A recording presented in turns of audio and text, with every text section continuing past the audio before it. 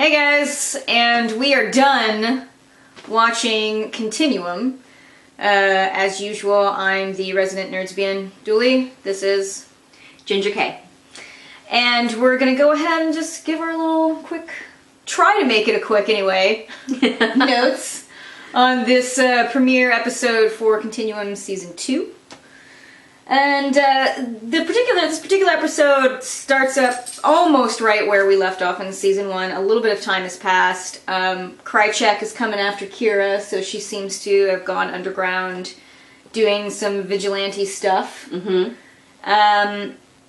And apparently cut ties with everyone she was talking to, is what it seems like. So right. With Alec, with Carlos, with Kellogg, it looks like she's not talking to any of them. Right. Sonia has taken over the group. Mm-hmm. She did that by shooting, is it Travis? Travis. Yeah, Travis, I'm remembering names now. So she shot Travis, and he was sent to prison. She thought she killed him, but, you know, super soldier, whatever. Right. You can't just shoot a super soldier and he dies. That's right, not exactly. apparently what happens. So he's off in prison, and Krychek thought it would be fun for Travis and Julian, stepbrother, you know, meet up. To meet up, maybe they can get something out of those two. The mayor's murdered right at the beginning. Mayor gets all mortified. And so, of course, they really need Kira to come back and help them, so... Because for some reason everyone's getting fired if the mayor gets shot and everybody gets there. The solution is fire everybody. That's the immediate... When there's an assassination, everybody gets fired. Right, and I get it's the mayor, I get it's a big deal, but everybody? Yeah. Okay. Even to the point where it's like Carlos is like, I'm gonna lose my job, man. My job's in the line. It's like, why is your job on the line? You're just a detective. That's all you are. You're not like the head of, the Secret Service, and your sole job was to make sure that the mayor didn't get shot that one day, and you failed at that job, and so now they're like, we're gonna fire you because you had one job. And don't let the mayor get shot today, and she totally got shot and died. Right. Not like, there's just some cop at some precinct that's a detective, and we're just going to make sure he gets fired. But why? Right. So, like, even with the captain, it sort of makes sense because, like, your guys are too dumb to figure out who shot the mayor. But the detective? Yeah, just one of the detectives at the station. Right. But anyway. It was really important that Kira helped them solve this crime before they all got fired. So they were blaming Liberate, and then it turned out it was, it wasn't Liberate. It was people trying to think it was Liberate to really be... It was this other gang. Right. The somethings. Whatever. Who cares? And it was like, was it really them, or was it another gang, a rival gang to the gang, and everyone's trying to make it think it was Liberate. It was Liberate the whole time. They were just trying to make it look like it was the gang that was making it look like the gang was making it look like Liberate. Totally. And it was all for the whole plot point of what we knew last season of that guy wanting to become mayor. Right. Carlos's ex-friend wanting to become mayor and be all political. Or like it's revealed that he pretty much was like, kill the mayor for me. Thanks. Right. I want to become mayor. Right. Let's do this. Which is a pretty big leap. From being like, I want to make sure that corruption doesn't happen when it comes to unions. Oh, but he didn't take a bribe. He just killed the mayor. Yeah, right. I mean... he had her assassinated through a third party. Right. It's not right. It's totally not the same. Right, Liberate has killed the mayor, and then the other thing that we sort of find out, which was a loose end through the show, throughout the episode, was... what was the message that Alec got from future Alec? And apparently it's, I don't like the future, so let's change it. And one of the reasons why the future is the way that it is because I made it this way. Right. And now that I'm all old and I'm looking back at my life, I realize I'm a horrible asshole. So then the big debate happens as to, like, can the future really be changed, Right. And is what he's doing now changing the future or making the future into what it was. Right.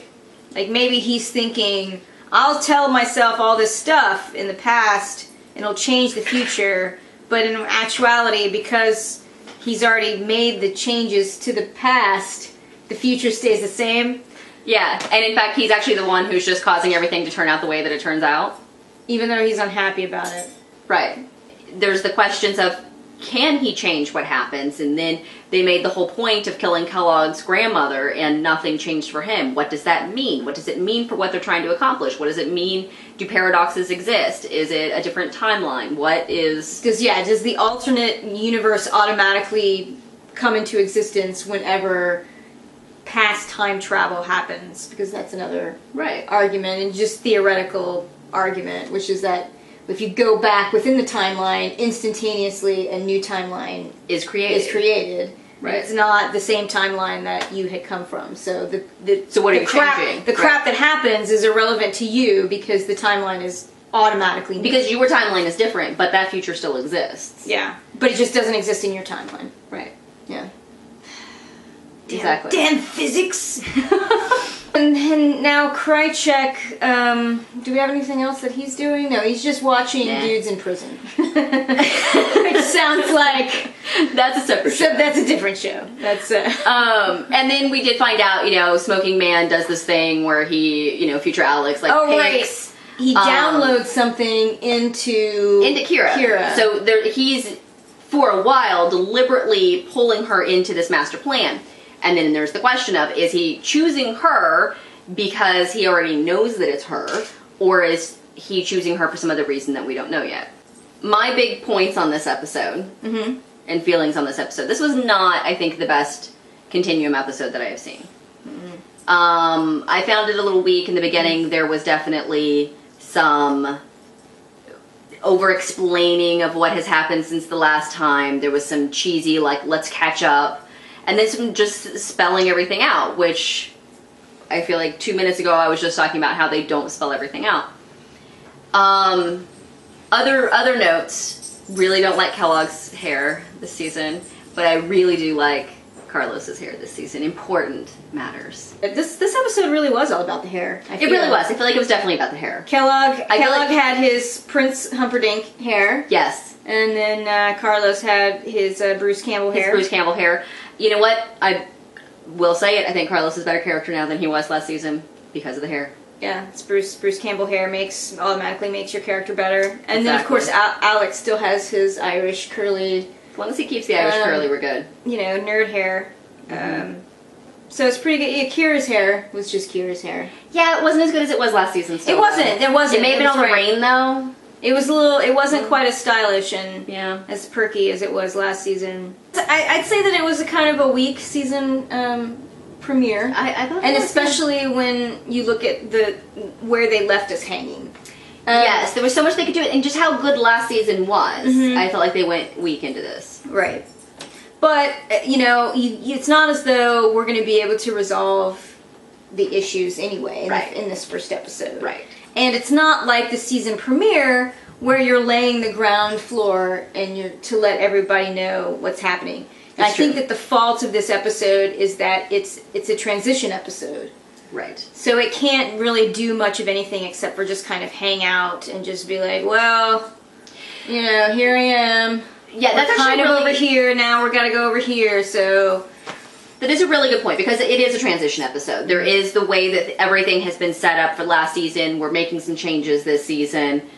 Alex's family has pretty much died except for his mom. He's moving out into every 20-year-old's apartment and getting a job and trying to figure out how his life makes or breaks the future. And you have Kira, who has been working side by side with the cop, and now we need to take a step back. There's these changes that are happening into the dynamic of the show. And so you're right. It is sort of establishing a new status quo. And then as well, like, once we do delve into the time travel aspect of it, if they are going to do something like, well, we can say that this is an alternative timeline, which is why Kellogg didn't die when his grandmother was killed, they're going to have to...